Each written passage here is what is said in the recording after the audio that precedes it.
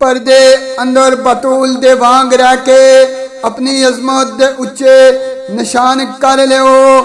रुख फेर अंग्रेजी तहजीबा वालों अपनी आखरत वाले ध्यान कर लियो। दिन चार है जिंदगी वांग ज़हरा, शबो रोज तलावत कुरान कर लियो। लाके सीने तकद्दस पाकीज़गी तो अपनी फिर पहली पैदा शान कर लियो।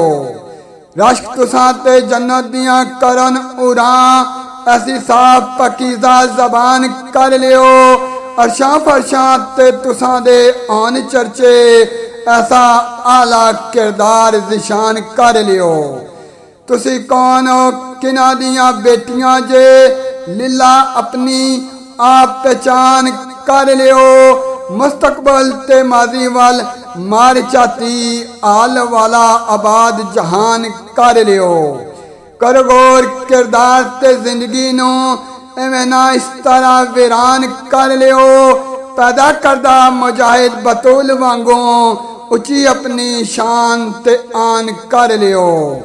चल के सदा शरीयत मुहम्मदी ते ताज़ा अमल वाला गुलस्तान कर लियो।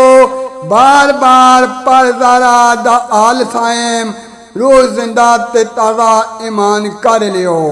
बार बार पर ज़रा दा आल सायम, रोज जिंदा ते ताज़ा ईमान कर लियो।